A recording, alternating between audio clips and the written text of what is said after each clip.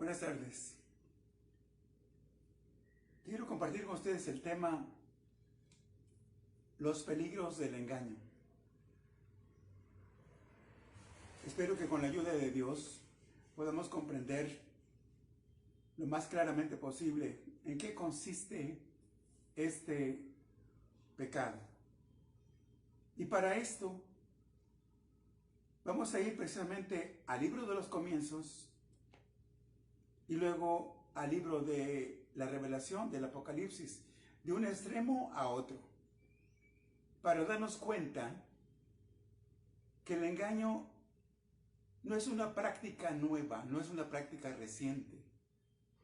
Es una práctica muy antigua y que está implantada en este mundo y que todavía después de que Satanás sea desatado, estoy hablando de la era milenial, del reino de Cristo, al término del mismo Satanás va a ser desatado y todavía va a accionar esa artimaña. Así que allí en Génesis capítulo 3, en el versículo 13, danos cuenta de los primeros pronunciamientos que Eva tuvo para con Dios, al menos de los que están registrados en la palabra, y que después de que comieron del fruto prohibido, ella, a manera de excusa, en su momento también lo hizo Adán, trató de excusarse, pero en el capítulo 3, versículo 13 de Génesis, ella le dijo a Dios así: entonces Jehová, Dios, dijo a la mujer, ¿qué es lo que has hecho? Y dijo la mujer, la serpiente que me engañó y comí. La serpiente me engañó y comí. Dando a entender que, bueno, ya hemos comentado y está explicado ahí que Satanás se personificó, por así decirlo, en una serpiente, y en este caso Satanás engañó a Eva. Ella se dio por engañada, ¿sí? Y fue lo que le dijo a Dios. ¿Qué va a pasar casi al final de los tiempos? Vámonos a Apocalipsis capítulo 20, versículos 7 y 8, porque ahí tenemos que después de haber estado atado 1000 años, todo el periodo de la era milenial o del reino de Cristo, Satanás va a ser liberado. Y dicen estos versículos: cuando los 1000 años se cumplan, Satanás será suelto de su prisión.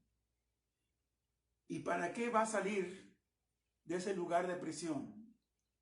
Y saldrá a engañar a las naciones que están en los 4 ángulos de la tierra. Todavía el versículo prosigue, pero hasta allí es suficiente. Sí, va a ser una labor, todavía, su labor. Él es especialista en eso, en engañar. Bien, siendo el tema los peligros del engaño, bueno, ¿qué cosa entendemos por engaño? El diccionario nos dice lo siguiente: engañar es burlarse de alguien, es inducir a otro a creer y tener por cierto lo que no lo es. Todavía sigue la explicación. Es fingir, hacer trampa, y es como vender gato por liebre. El que engaña nunca lo hará con un buen propósito, sino para lograr un fin egoísta y perverso. Bien, posiblemente se pensará, bueno, eso es una exageración, no creo que sea tal cosa. Pues sí lo es. Sí, la humanidad vive siendo engañada y la humanidad vive engañando en términos generales. Sí, notemos aquí que ¿de dónde? Bueno, en el caso de Satanás, pues de él mismo. Pero del corazón humano, dice la palabra de Dios, que de allí brota el engaño.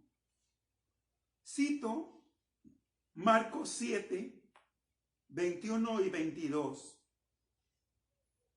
Es una escritura conocida, la cual nos dice lo siguiente: porque de dentro del corazón de los hombres salen los malos pensamientos.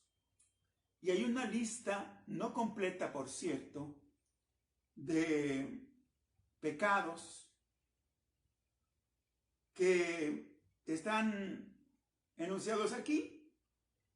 Y dice, primero, malos pensamientos, los adulterios, las fornicaciones, los homicidios, los hurtos, las avaricias, las maldades, y está incluido ahora ya el engaño, la lascivia, la envidia, la maledicencia, la soberbia y la insensatez.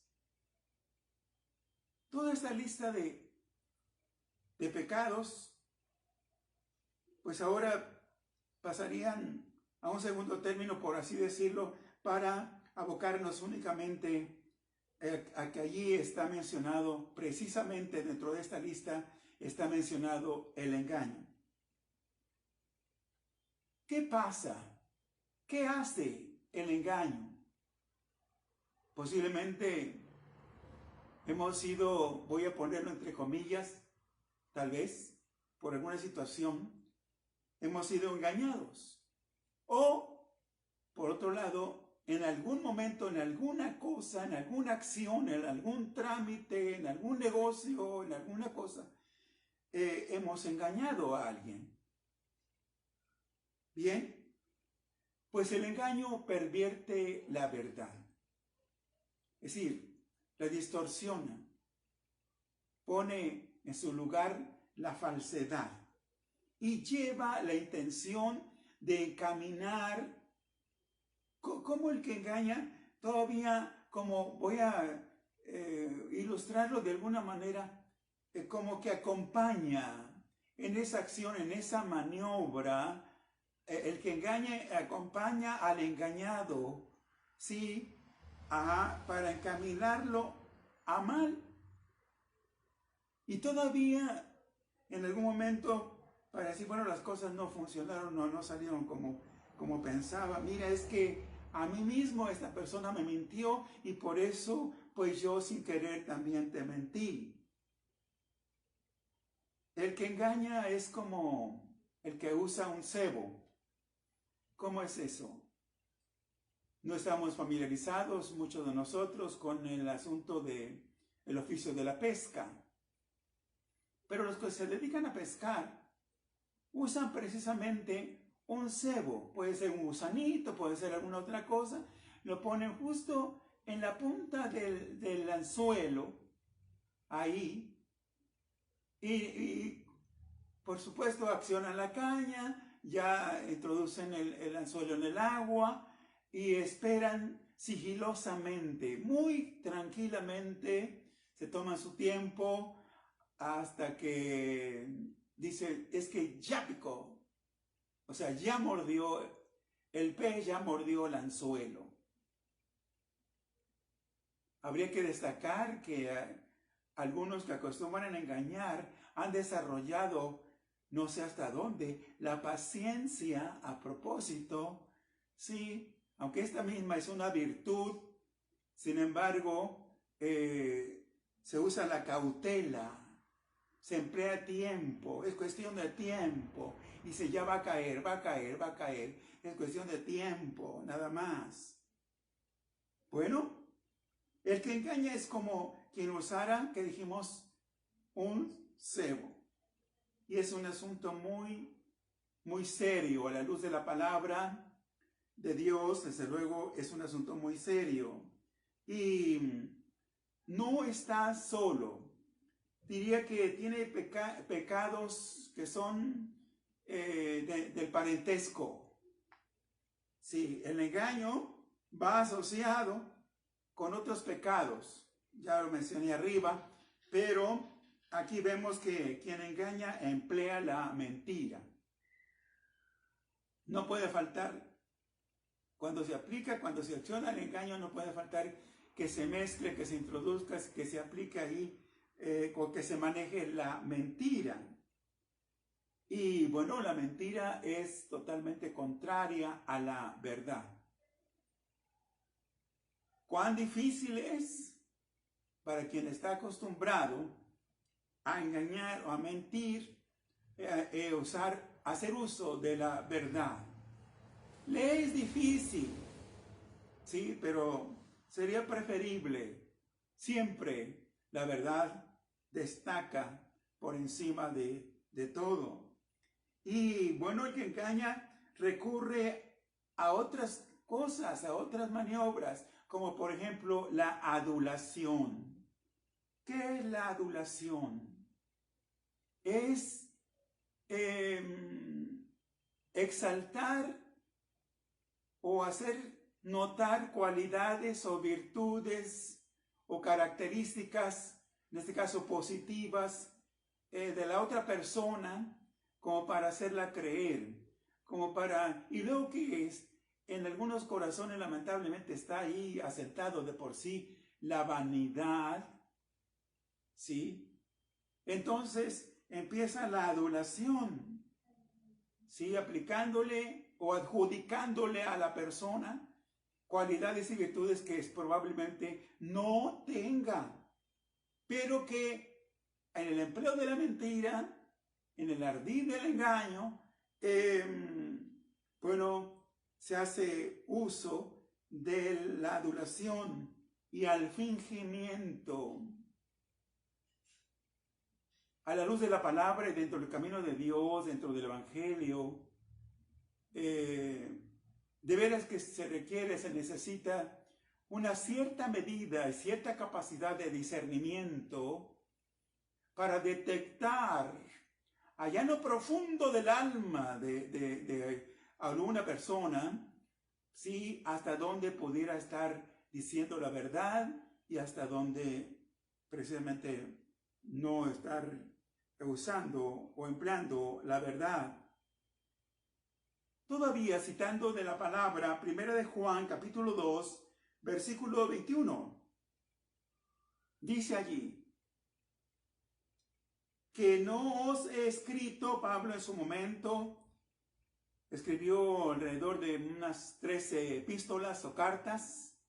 Si por ahí sumáramos o incluyéramos la carta a los hebreos, que se dice que es de autor desconocido, bueno, pues el apóstol escribió, le dijo muchas cosas de la palabra, les enseñó, doctrinó a muchas personas, a muchos creyentes, edificó la fe, pero él tuvo cuidado de decir, no os he escrito como si ignoraseis la verdad, sino porque la conocéis y porque ninguna mentira, dice él allí, ninguna mentira procede de la verdad. Pablo siempre deseó, siempre quiso, procuró, tuvo cuidado de hablar siempre la verdad, de emplear la verdad. Todavía con respecto a la mentira, porque dije que va asociada con el engaño. ¿Qué es la mentira? Lo absoluto del mal. Y procede del malo. Ya cité de un principio que allí en ese escenario del paraíso, del Edén, ahí incursionó, ahí se metió Satanás y engañó a la primera pareja. Bueno, y ellos que le creyeron, ¿verdad? Sí. Entonces, allí, en Juan, Evangelio de Juan, capítulo 8, versículo 44, La parte B, o sea, la segunda parte del versículo dice, refiriéndose a Satanás, él ha sido homicida desde el principio y no ha permanecido, o diría, no permaneció en la verdad,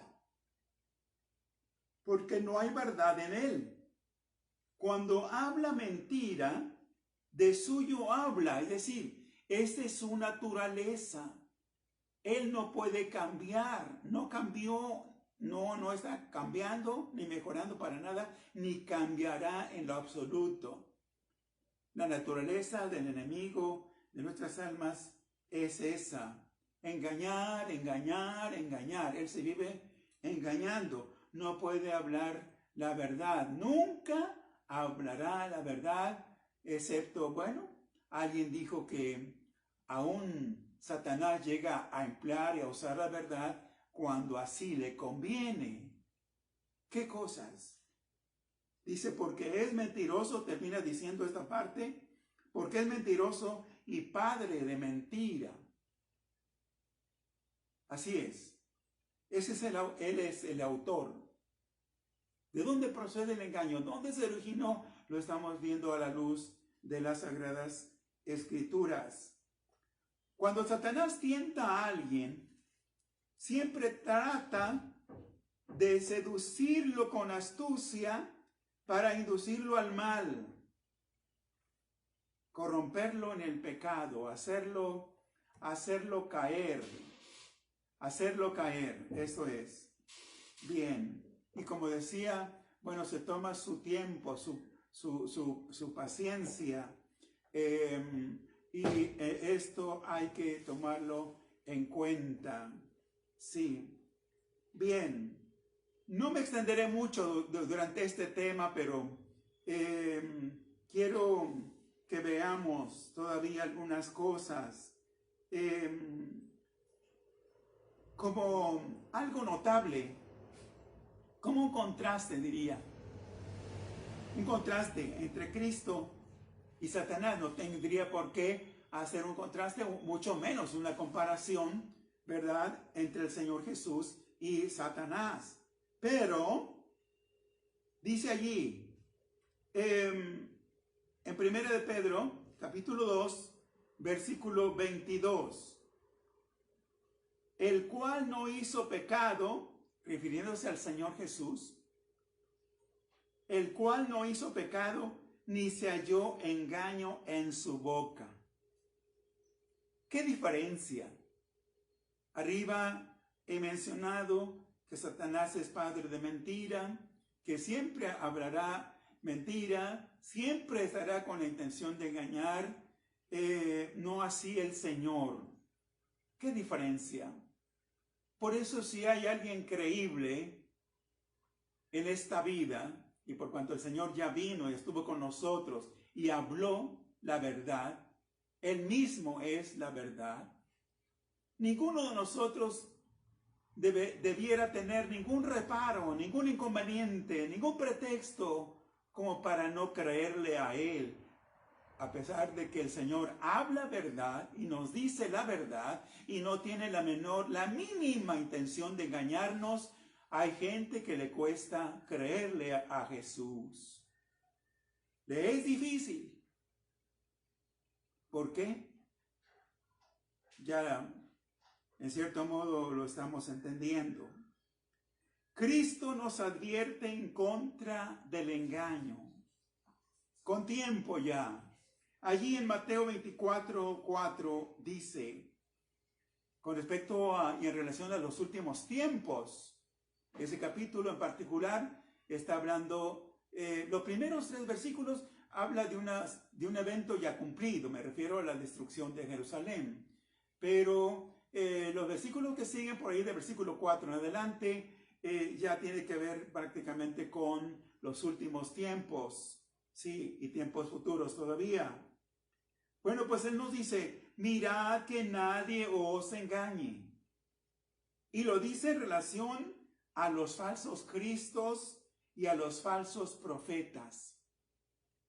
Desde los tiempos del apóstol Juan, En los últimos años del primer siglo, ya el apóstol Pablo, por supuesto, pero en sus escritos, el apóstol Juan hace referencia a eso, el surgimiento de falsos cristos, falsos profetas. El apóstol Pedro hace lo mismo, Judas, el apóstol, hace lo mismo. Varios escritores del Nuevo Testamento para prevenirnos.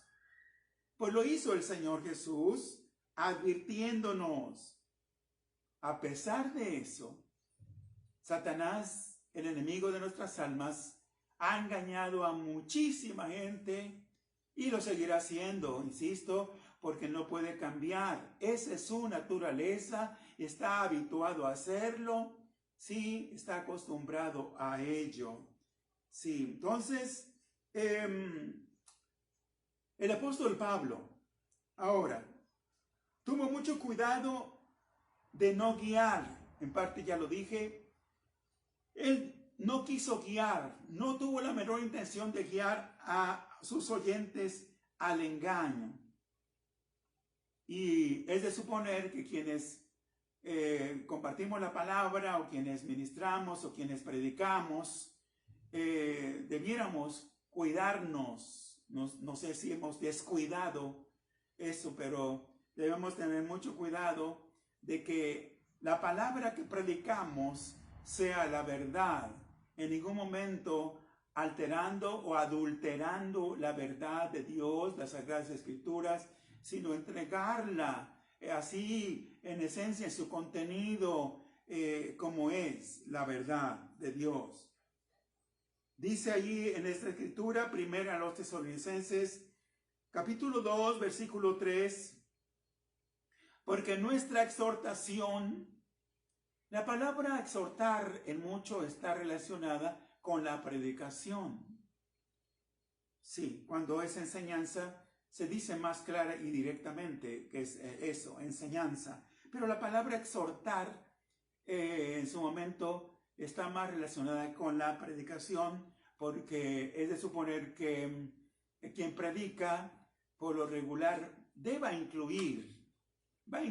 a mencionar, va a decir alguna palabra de exhortación, de un llamado para reconvenir, ¿sí? Para advertir, en fin. Dice, porque nuestra exhortación no procedió de error, ni de impureza, ni fue por engaño. Eso es lo que dice allí la palabra de nuestro Dios. Bien. ¿Hay esperanza de que por sí solo el engaño desaparezca del escenario de este mundo? Si tal fuera la pregunta, la respuesta es no. Al contrario, muy al contrario. El engaño irá en incremento, irá creciendo cada vez más. Como que esto no anima mucho. Lamentablemente, sí, quien se siente animado en escuchar eso, ¿verdad?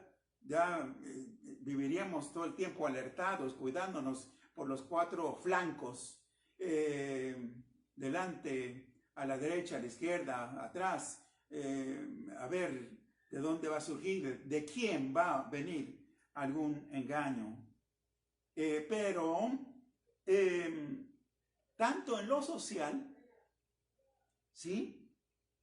Como en lo familiar, ¿quién dijera? Pero aún en el núcleo familiar se llega a manejar el engaño, la mentira. No debiera ser. No debiera ser. Pero, bueno, ¿y qué diré? En lo religioso, mucho más.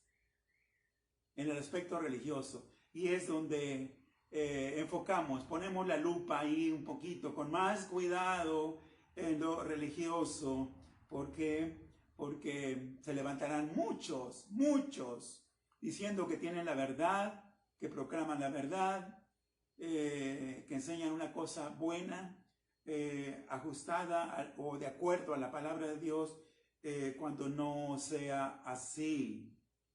Bien, todavía citando de las Escrituras, segunda carta de Pablo a Timoteo, capítulo 2, versículos 17 y 18. ¿Por qué cité y ocupo este pasaje? Porque hubo dos personajes no muy conocidos. ¿Y para qué querría alguien haberlos conocido? Bueno, solo para cuidarse de ellos. Pero, segunda Timoteo 2, 17 y 18, habla de dos personas que en su tiempo, en su momento de ahí, surgió la necesidad. Pablo vio la necesidad a raíz de esta corriente que se manejó, se dejó ir así paulatinamente, diciendo que ya la resurrección de entre los muertos había ocurrido, había tenido lugar, y obviamente pues la venida del Señor ya había tenido lugar. Pablo, haciendo referencia a estos dos personajes, dice, y su palabra carcomerá como gangrena, de los cuales es Himeneo y Fileto, nombres raros o extraños para nosotros, pero así están. Así se llamaron estos personajes. No sé en qué momento se hayan puesto de acuerdo, ¿verdad? Se asociaron para manejar la misma mentira y, por cierto, lograron engañar a un buen número de cristianos, o de inquietarlos al menos, o de hacerlos dudar en su momento, ¿sí? Con respecto a esta doctrina, la venida de nuestro Señor Jesucristo. Dice Pablo que estos personajes se desviaron de la verdad, diciendo que la resurrección ya se efectuó, y trastornan. ¿Hasta dónde tenemos la idea o tenemos el significado de la palabra trastornan o trastornar? Bien, yo creo que sí lo comprendemos. Y trastornan la fe de algunos. Es decir, fueron ellos directamente a lo medular, al centro mismo, sí, del corazón del creyente, de la fe. Allí. Y todos debemos saber que ya sea el creyente por descuido, por negligencia, desinterés, apatía, alejamiento, enfriamiento espiritual, etcétera, ¿sí?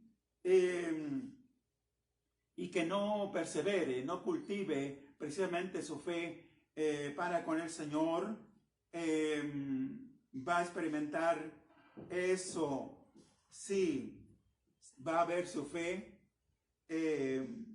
trastornada, menguada, debilitada en mucho. Y en algunos, por cierto, que han sido engañados, la fe se ha desvanecido. Y tocando en el terreno de la fe, por aquí alguien pierde la fe y empieza a declinar. Sí, empieza a apostatar, empieza a alejarse de Dios, sí, y empieza a ver algunas otras cosas seculares o mundanales, sí, toda vez que abandona la fe o pierde la fe. Bien, entonces, hoy muchos han prestado atención a falsas doctrinas. Sí, a falsas doctrinas. Y como ya he mencionado, no todos, quizás de pronto se tambalean, como que titubean, pero como que se debilitan en la fe, como que pierden el compás de su seguimiento con Cristo, pero se recuperan. Pero algunos no se levantan, no se recuperan. Y bueno, todo lo que habían creído y aceptado de la palabra de Dios, y que es una palabra inspirada, la cual el Señor reveló a santos profetas o escritores del pasado, ¿sí? Porque Él les dictó, sí, lo que tenían que escribir y compartir en su momento con nosotros, ¿sí? Dejan de creer estas personas en la inspiración de las Sagradas Escrituras. La Biblia es un libro inspirado, escrita por hombres, sí, por cierto, sí, esta es la verdad, pero que fueron usados por Dios, inspirados por Dios, para escribir las palabras de Dios. Y también acaban por negar la deidad o la divinidad del Hijo de Dios, diciendo que Él es un mero hombre, ¿sí? Que no es divino, que no vino del cielo, ¿sí? Que no es Dios mismo, Dios revelado. Este fue el anuncio desde un principio en el Evangelio de Mateo, capítulo 1, ¿sí? Ahí se dijo, ¿sí? Su nombre será Emmanuel, ¿sí? Emmanuel, que quiere decir Dios con nosotros, o Dios está con nosotros. ¿Y quién iba a venir a vivir o estar entre los hombres? El Señor Jesucristo. Así que Dios mismo. Bien. Y dejan de creer en la salvación por fe, en la salvación sencilla que nos lleva a disfrutar de esta experiencia maravillosa por la fe, que es la salvación y que tiene que ver con una proyección hacia el futuro y por supuesto con la vida eterna, ¿sí? Y empiezan a transitar por el camino de las obras y luego como que empiezan a persuadirse, a convencerse de que para ser salvos hay que realizar primero que nada cierta clase de obras, cuando en realidad, si nos damos cuenta y leemos en la palabra, si no somos salvos por las obras, somos salvos por la fe para buenas obras. Ese es el orden escritural. Bien, hoy muchos van detrás de señales, de supuestos milagros. Algunos serán realidad o verdad, pero otros son milagros engañosos. Y a medida que avanzamos en los tiempos, ya no se diga cuando aparezca en el escenario de este mundo el anticristo. Él, juntamente con su socio, el falso profeta, van a llevar a cabo milagros portentosos.